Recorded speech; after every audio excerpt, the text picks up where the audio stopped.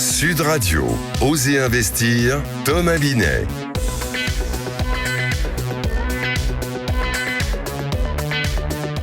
Que faire de votre argent? Où le placer? Comment le placer? Est-ce que c'est le moment de le placer surtout? Tiens, on en parle avec Thomas Binet. Bonjour à vous. Bonjour Jean-Marie. Au programme d'Oser investir aujourd'hui. Eh bien, le conseil de la semaine, est-ce que les banques accordent plus de crédits immobiliers depuis la rentrée de septembre? On va y répondre dans un instant. Notre invité, Bruno Rouleau, directeur stratégie, innovation et porte-parole d'AFR Financement. Et on va parler avec lui justement de l'argent, du crédit, sujet quand même hautement épineux. Et puis notre coin de l'expert avec Guy Marty, expert en gestion de patrimoine et fondateur de pierrepapier.fr. On va parler du livret A. Et puis tout de suite, c'est parti. Au cœur des quartiers pour mieux vous conseiller, le réseau Century 21 et ses 960 agences immobilières vous présentent Sud Radio, Osez investir, le conseil de la semaine. Le conseil et même la supplique cette semaine. Thomas, est-ce que les banques ont rouvert le robinet de crédit? Eh bien, vous connaissez bien l'expression « à consommer avec modération », Jean-Marie. Ben voilà, eh bien, deux banques françaises, la Banque Postale et la Société Générale, commencent timidement et avec beaucoup de modération justement à accorder de nouveau des prêts immobiliers depuis le début du mois de septembre à de nouveaux prospects, je précise. Alors, est-ce que ça veut dire que le pire est derrière nous? Alors oui et non. Certaines banques se veulent rassurantes sur la sortie du tunnel, jugeant revenir à une situation un peu plus normale. D'autres, en revanche, considèrent la situation encore incertaine pour bouger sur le sujet. Ce qui est sûr, c'est que certaines banques commencent à gagner à nouveau de l'argent sur l'octroi de prêt. N'oublions pas quand même que le crédit immobilier reste le meilleur moyen de gagner des clients. Oui, ça c'est pratique. Alors, a priori, c'est une bonne nouvelle. Est-ce que c'est a priori une bonne nouvelle plutôt que les banques commencent à bouger? En revanche, les emprunteurs vont-ils répondre présent? Alors, nous sommes tous d'accord pour dire que la réponse viendra du marché immobilier. Ce dernier est très tendu et les acheteurs sont attentistes. Alors les prix ne baissent pas suffisamment pour compenser la hausse des taux. Selon certains professionnels, il faudrait un repli de 15 à 20% pour compenser l'augmentation des taux. Pour l'ensemble de 2023, on estime une baisse de 5% environ. Alors on en est loin du compte. Ouais. Les premiers du coup à souffrir de cette situation étant bien évidemment et à chaque fois les primo-accédants. Oui, c'est toujours les mêmes qui trinquent malheureusement. Tout de suite, Thomas, on accueille votre invité. Nous sommes en compagnie de Bruno Rouleau en duplex sur Sud Radio. Bonjour à vous Bruno Rouleau. Bonjour. Et bienvenue sur Sud Radio. Vous êtes le directeur de la stratégie et de l'innovation ainsi que porte-parole d'AFR Financement. Votre société est une enseigne nationale de courtage immobilier et financier et vous êtes donc l'invité de Thomas Binet. Bruno Rouleau, on vous reçoit aujourd'hui au lendemain de la rentrée scolaire, au moment même où l'inflation frappe encore plus durement les foyers français. On observe également avec crainte le repli des prêts immobiliers accordés. Alors, une question toute simple pour commencer. Que se passe-t-il, Bruno Rouleau, sur le front des prêts et donc des banques? Parce que c'est bien d'elles dont on doit parler. Alors oui, ce sont bien des banques, puisque ce sont celles qui distribuent les crédits en France. Alors, j'ai entendu votre préambule et il est complètement exact, Thomas. Il y a effectivement une timide reprise qui s'amorce. Alors, ce qui est important aussi d'avoir en tête, c'est que la reconstitution des marges avec la hausse des taux est un sujet. Certes, il n'est pas le seul. Il y a aussi le fait de pouvoir passer les différents frais et donc d'avoir le sujet de la corrélation et de la suivi de la courbe entre la hausse des taux et la capacité de prêter à des taux plus élevés pour les banques, c'est-à-dire le taux d'usure. Et on sait que malgré la révision qui est désormais mensuelle et jusqu'à la fin de l'année en tout cas, on a la possibilité de suivre un peu plus vite, mais il y a quand même de l'inertie puisque les taux d'usure sont en fonction des taux distribués. Donc vous avez une inertie de quelques mois qui se passe. Et puis enfin, le sujet, et ça on n'en parle pas assez souvent, c'est pas qu'un sujet de rentabilité, c'est la raison pour laquelle les banques aujourd'hui sont encore très timides, j'entendais votre propos, c'est qu'on a un sujet de liquidité. C'est-à-dire que les banques sont obligées par des obligations réglementaires d'avoir des consommations de fonds propres ou du provisionnement ou en tout état de cause une prudence dans le taux de transformation par rapport en cas de liquidité, c'est-à-dire si elles doivent dégager de la liquidité pour pouvoir satisfaire aux demandes de retrait de leurs clients. Et ça se fait en fonction de plusieurs éléments.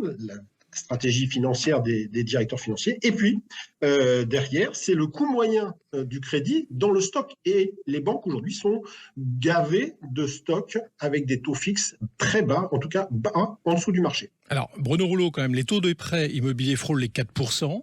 On prédit même 5% 2024. La capacité d'emprunt des ménages, elle chuté de 12,7% depuis décembre 2022. Est-ce que ça va continuer ou ça va se redresser ?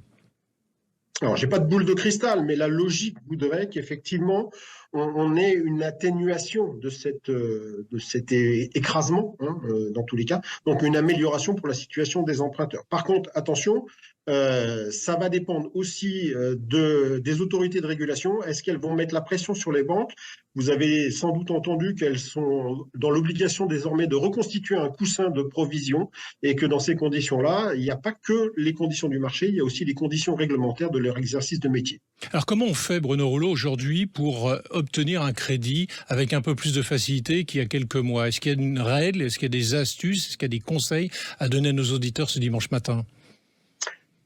Bien préparer une fois encore son dossier, j'aurais tendance à dire, mais c'est du prosélytisme, de passer par un intermédiaire tel qu'un courtier, parce que forcément on a un panorama de vision qui est beaucoup plus large, et c'est pas parce que certaines banques annoncent des reprises que toutes les banques ne sont pas déjà en action. Il y a encore des banques qui prêtent à certains endroits. Et puis, dernier élément, plus que jamais, il faut améliorer la constitution de son apport et présenter des situations de gestion de trésorerie et de comptes qui sont tout à fait, qui ne vont pas faire ombrage en fait à l'analyse du risque des banques, parce que ce qui est le plus important pour elles, c'est qu'elles ne prennent pas de risques supplémentaires par rapport à l'émission de nouveaux crédits. Alors, j'avais dit dans mon préambule justement que les premières victimes, c'était les primo-accédants.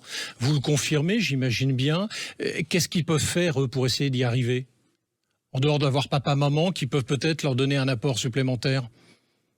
Oui, alors le marché est en général assez agile et donc on commence à voir pointer des solutions qui vont de la location-accession organisée jusqu'à, sans doute, c'est encore un peu timide, mais le bail réel solidaire ou des autres opérations qui vont aider à avoir une accession totale différée, mais en tout état de cause, oui, ça va être ça, c'est attendre le repli, bien préparer son dossier, constituer de l'apport, sécuriser au maximum ces opérations-là, parce que le marché en termes de prix de l'immobilier tarde un petit peu, mais ça on le savait et on se doutait en tout cas qu'il allait s'ajuster, mais avec du retard et des décalages. Merci Bruno Rouleau. Et je rappelle que vous êtes le porte-parole d'AFR Financement, dont vous êtes par ailleurs directeur de la stratégie et de l'innovation. Merci d'être passé sur Sud Radio. En tout cas, tout de suite, c'est le coin de l'expert. Intergestion REM, spécialiste de l'épargne en SCPI depuis plus de 30 ans, présente Sud Radio, Osez investir, le coin de l'expert. Et on a gardé notre expert, c'est Guy Marty. Bonjour à vous. Bonjour. Fondateur de pierrepapier.fr, expert en gestion de patrimoine. Oui, Jean-Marie, nous allons parler avec notre expert donc du livret A. Alors Guy, que peut-on dire sur ce fameux livret A aujourd'hui ? Alors mon cher Thomas, Oui. Dans la langue française, les mots courants en lité, vous savez, réalité, actualité, rentabilité, etc., il y en a des centaines, mais il y en a 3, et 3 seulement qui ont 2 L. Tranquillité, nullité, imbécilité. Ouais, vous êtes sympa. Autant dire qu'en matière d'épargne, comme dans la vie, la recherche absolue de tranquillité n'est pas forcément intelligente. Alors quel rapport avec le livret A malgré tout ? C'est un placement tranquille. D'accord. En fait, on ne peut pas faire plus simple. 1, les sommes déposées sont garanties. 2, le taux annuel de rémunération aussi, actuellement 3%. 3, on peut verser ou retirer quand on veut. 4, pas de frais. Et 5, pas d'impôt. Enfin, apparemment. Car l'inflation, en réalité, est un impôt sur le capital. En effet, elle diminue le pouvoir d'achat de ce qu'on a épargné sur le livret A. Ainsi, au bout de 10 ou 15 ans, on s'aperçoit toujours que la rentabilité était négative. Mais alors, d'où vient quand même le succès de ce fameux livret A ? Pour l'épargne de précaution, c'est le meilleur placement qui existe. On peut ouvrir un livret par personne dans la famille, même les enfants, dès le berceau. En réalité, le livret A est un placement qui a plusieurs utilités. Coussin de sécurité, de l'argent disponible en cas d'imprévu. C'est aussi un bon moyen d'épargner progressivement. On peut prendre l'habitude d'y rajouter 100 € ou 300 € par mois, et puis à peu, le montant devient significatif. Il faudra juste ne pas dépasser le plafond de 22 950 € par livret. Attention cependant, Le livret A est un placement de précaution, d'attente. Il permet de voir venir, mais il n'est pas un placement dynamique. Si on a des projets, si on veut préparer sa retraite, il faudra trouver autre chose. Merci Guy Marty. Merci à vous pour cette expertise. Merci à vous Thomas Binet également. Je rappelle que Osez Investir peut être retrouvé en podcast sur sudradio.fr et puis surtout sur la chaîne YouTube de Sud Radio. À dimanche prochain. À dimanche. Sud Radio, Osez Investir, Thomas Binet.